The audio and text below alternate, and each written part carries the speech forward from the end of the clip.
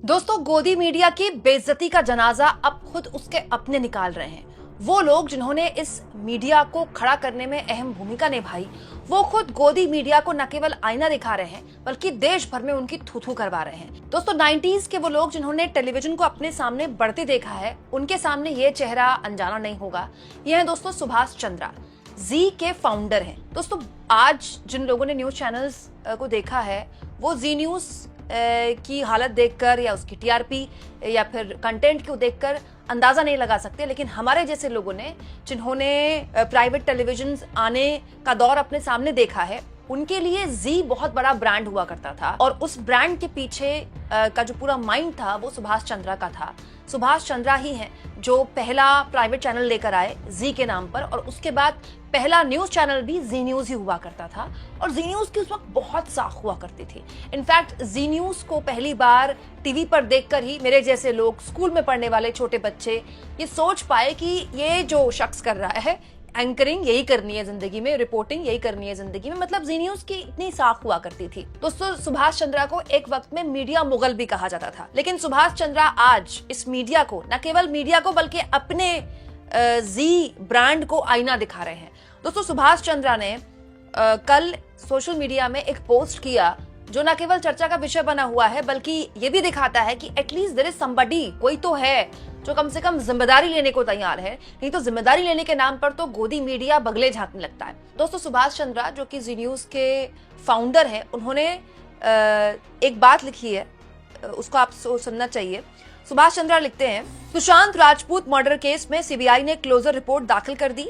मेरा मानना है कि ये विश्वसनीय सबूतों की कमी के कारण है। अस्पष्टता की कोई गुंजाइश नहीं, इसीलिए इसका मतलब ये है कि कोई भी मामला नहीं बनता। पीछे मुड़कर देखने पर मुझे लगता है कि रिया चक्रवर्ती को मीडिया ने आरोपी बनाया, जिसका नेतृत्व जी न्यूज ने अपने संपादक और रिपोर्टरों, जो कि उस समय के जरिए किया। अन्य लोगों ने जी न्यूज को फॉलो किया। जी न्यूज के मेंटर के तौर पर उन्हें हिम्मत रखने और माफी मांगने की सलाह देता हूं। मैं रिया से माफी मांगता हूं, भले इसमें मेरी कोई भूमिका ना हो। मैं एक मुख रुद्राक्ष की तरह हूं, बाहर और अंदर एक समान। सच को सच कहो। सुभाष चंद्रा की बात सुनकर मेरे तो आंखों में आंसू आ गए दोस्तों। लेकिन फिर मैंने सुभाष चंद्रा का ट्वीट गौर से पढ़ा। मुझे लगा सच में कोई मीडिया संस्थान का फाउंडर इतना बड़ा दिल दिखा सकता है कि अपनी गलती स्वीकारे कि जी न्यूज पहला न्यूज चैनल था जिसने रिया चक्रवर्ती के खिलाफ खबरें चलाई, उनको मुख्य आरोपी के तौर पर पेश किया। उसके बाद बाकी न्यूज चैनल्स ने उनको फॉलो किया और उनके संपादक और रिपोर्टरों से गलती हुई। ये अपने आप में बहुत बड़ी बात है दोस्तों कि जी न्यूज के फाउंडर ये बात स्वीकार कर रहे हैं। लेकिन जब आप इस बात को और गौर से पढ़ते हैं दोस्तों, तो आपको समझ में आता है कि सुभाष चंद्रा इशारों में सुधीर चौधरी को निशाने पर ले रहे हैं। दोस्तों, जब सुशांत सिंह राजपूत वाला केस हुआ था तो जी न्यूज के संपादक हुआ करते थे सुधीर चौधरी, और उनका बड़ा चर्चित शो आया करता था डीएनए, जिसमें वो देश को टाइप ऑफ जिहाद नाम के वाहियात शोज परोसा करते थे। और यही वो शो था जिसमें उन्होंने बताया था कि 2000 के नोट में नैनो चिप लगने वाली है। दरअसल सुधीर चौधरी चैनल के संपादक थे और उन्होंने जमकर इस पूरे के पूरे मामले में टीआरपी बटोरी और उसके बाद बाकी लोगों ने उनको फॉलो किया। तो बड़ा सवाल यह है दोस्तों कि सुभाष चंद्रा को यहाँ पर नाम लिख देना चाहिए था, क्योंकि दोस्तों सुभाष चंद्रा जिस वक्त के संपादक का जिक्र कर रहे हैं उस वक्त तो जी न्यूज के संपादक सुधीर चौधरी हुआ करते थे। सुधीर चौधरी के बाद में संबंध सुभाष चंद्रा से बड़े खराब हो गए और उसके बाद सुधीर चौधरी ने जी न्यूज छोड़ा, आज तक गए, और अब तो खैर सुधीर चौधरी टैक्स पेयर के पैसे से चलने वाले दूरदर्शन में जा रहे हैं, वो भी 15 करोड़ के पैकेज के साथ। बड़े लोग, बड़ी बात है।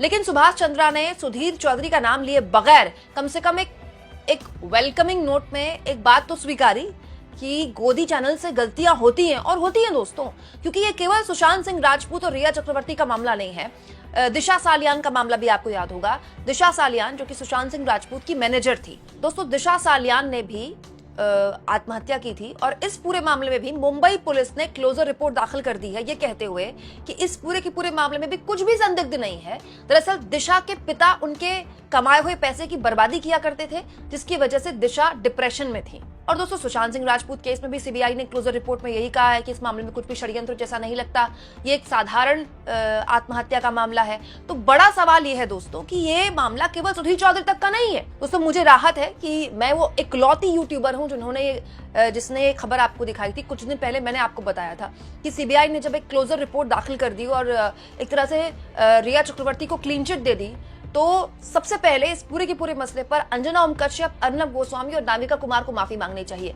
अंजना ओम कश्यप ने भी खूब टीआरपी वसूली। मतलब आप कल्पना नहीं कर सकते, अंजना ओम कश्यप ने इतने शोज दिखाए कि रिया चक्रवर्ती को आरोपी नंबर 1 तक बता दिया। दोस्तों, अंजना ओम कश्यप ने रिया चक्रवर्ती के खिलाफ शोज चलाकर अपने शो को टीआरपी में आगे पहुंचा दिया और रिया चक्रवर्ती का कैरेक्टर असैसिनेशन किया, उनका चरित्र हनन किया। और तो और अर्नब गोस्वामी जैसे लोग मुझे ड्रग दो, मुझे ड्रग दो, मुझे ड्रग दो जैसी वाहियात एंकरिंग करते थे रिया चक्रवर्ती के लिए। और नाविका कुमार के लिए तो क्या ही कहा जाए। नाविका कुमार के पास तो न जाने कहां से रिया चक्रवर्ती के व्हाट्सएप मैसेजेस आ जाते थे और उनका दावा था कि उस पूरे के पूरे मामले में उनके पास जो जानकारी है वो किसी के पास नहीं है। तो सबसे पहले तो इन लोगों को माफी मांगनी चाहिए, हाथ जोड़कर माफी मांगनी चाहिए अपने दर्शकों से। अगर टीवी पे ना मांग पाए तो सोशल मीडिया पे मांगनी चाहिए। ये लोग संपादक है अपने चैनल के दोस्तों, बाकायदा ये चैनल चला रहे हैं। सोचिए, एक चैनल का संपादक खुलेआम झूठ फैलाता है और उसके बाद जब उसका झूठ पकड़ा जाता है एजेंसियों द्वारा, सीबीआई और पुलिस द्वारा, तो वो माफी तक नहीं मांगता।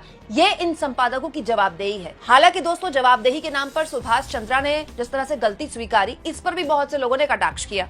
जैसे ऑल्ट न्यूज के संपादक मोहम्मद जुबैर ने सुभाष चंद्रा के सामने कुछ वीडियोस रख दी जिसमें सुधीर चौधरी जब संपादक थे जी न्यूज के और वो डीएनए का शो किया करते थे, तो उन्होंने तबलीगी जमात को भारत में कोविड फैलाने को लेकर जिम्मेदार के लिए कितनी खबरें की। देखिए, तबलीगी जमात का देश से विश्वासघात, तबलीगी जमात की घटिया हरकतों की गवाहियां, तबलीगी जमात पर पाकिस्तान की बेचारगी।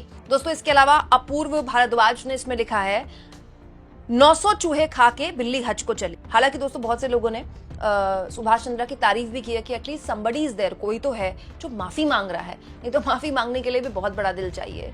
और ये तो एक उदाहरण है दोस्तों, एक एग्जाम्पल है रिया चक्रवर्ती का मामला जो हमारे सामने आ गया। पिछले 10 सालों में इस देश के विपक्ष के लगभग सारे नेताओं के खिलाफ ऐसा ही चरित्र हनन किया गया। पहले तो उनको बिल्कुल बेकार घोषित कर दिया गया, उनको नादान घोषित कर दिया गया, उनको बचकाना घोषित कर दिया गया और फिर उनको देश विरोधी घोषित कर दिया गया, उनको हिंदू विरोधी घोषित कर दिया गया, मुस्लिम परस्त घोषित कर दिया गया। और इस जद में कोई नेता नहीं आया, कोई नेता नहीं आया। अरविंद केजरीवाल को सुप्रीम कोर्ट ने जिस मामले में जमानत दे दी, उस मामले में कई चैनल्स ने अरविंद केजरीवाल के खिलाफ ऐसा अभियान चलाया कि शीश महल, ये जो शीश महल नाम दिया गया है, ये एक चैनल के द्वारा दिया गया है, वो पूरा का पूरा राजनीतिक मुद्दा बन गया दिल्ली के चुनाव में। दोस्तों, अच्छी बात है कि सुभाष चंद्रा आज माफी मांग रहे हैं और वो ये स्वीकार कर रहे हैं कि उनके चैनल के उस वक्त के संपादक और रिपोर्टर से गलती हुई। लेकिन सुभाष चंद्रा के दिल पर हाथ रखकर आज जी न्यूज को देखकर ये कह सकते हैं कि आज जो जी न्यूज कर रहा है वो बिल्कुल ठीक कर रहा है। मतलब शुरुआत सुभाष चंद्रा अपने जी न्यूज से ही कर सकते हैं, क्योंकि दोस्तों जी न्यूज टीआरपी में हालांकि बाकी चैनल से बहुत पीछे है, लेकिन जिस तरह की नफरती एंकरिंग, नफरती शोज बाकी चैनल्स में होते हैं, वही जी न्यूज में भी हो रहे हैं। तो ये माफी केवल रस्म अदायगी क्यों ना मानी जाए, जब आपके चैनल की रिपोर्टिंग, आपके चैनल का कंटेंट वैसा ही है जैसा बाकी चैनल्स में है, तो आपका चैनल क्या अलग कर रहा है। दोस्तों, ये इन चैनल्स ने किया और इसी वजह से आज इन चैनल्स की दुर्गति है। बताते हुए दुख होता है कि बड़े बड़े न्यूज चैनल्स में 100 से 150 लोगों को निकाल दिया गया। पिछले हफ्ते की खबर है। ये वो न्यूज चैनल्स हुआ करते थे जिनकी मार्केट में न केवल साख थी, बल्कि सड़क पर आप चले जाइए तो लोग देश के 4-5 न्यूज चैनल्स ही गिराते थे। आज ये हालत है कि वहां 100 लोगों को बल्क में निकाला जा रहा है। सो कॉल्ड जो टॉप के 3-4 चैनल्स हैं, उनमें अगर आप बहुताया लोगों से बात करें तो उनकी सैलरी बढ़े हुए 2 से 3 साल हो गए हैं। अब स्थिति यह है दोस्तों कि न्यूज चैनल्स में अगर आपकी नौकरी चली गई तो आपको दोबारा किसी चैनल में नौकरी मिलेगी बहुत ही मुश्किल है, चाहे आपको 20 साल का एक्सपीरियंस हो जाए या 25 साल का एक्सपीरियंस हो जाए, क्योंकि न्यूज चैनल्स की व्यूअरशिप खत्म हो गई है। और व्यूअरशिप क्यों खत्म हुई है, इसके लिए खुद जिम्मेदार है, क्योंकि न्यूज चैनल्स में खबरें खत्म हो गई हैं। खुलेआम रिया चक्रवर्ती, दिशा सालियान केस में न केवल न्यूज चैनल्स में झूठ परोसा गया, बल्कि बिहार चुनाव के मद्देनजर बीजेपी को फायदा पहुंचाने वाली रिपोर्टिंग की गई, जिससे हुआ क्या, बिहार चुनाव जीत गई एनडीए, लेकिन लॉन्ग टर्म खबरों के मामले में, कंटेंट के मामले में न्यूज चैनल्स को इतना नुकसान हुआ है जिससे आज तक वो बाहर नहीं आ पाए हैं। आज तक ये न्यूज चैनल्स उसी दिशा में चल रहे हैं जिस दिशा में आज से 5 साल पहले या 10 साल पहले चलना इन चैनल्स ने शुरू किया था, और यही इनकी दुर्गति का सबसे बड़ी वजह है, सबसे बड़ा कारण है। आपको क्या लगता है दोस्तों, क्या जी न्यूज के फाउंडर सुभाष चंद्रा की ये माफी सच्ची लगती है आपको? कमेंट बॉक्स में जरूर लिखें और जितना हो सके चैनल को शेयर करें, सब्सक्राइब करें और थैंक्स और ज्वाइन के ऑप्शन से अगर आप चाहें दोस्तों तो कुछ आर्थिक मदद भी चैनल की जरूर करें।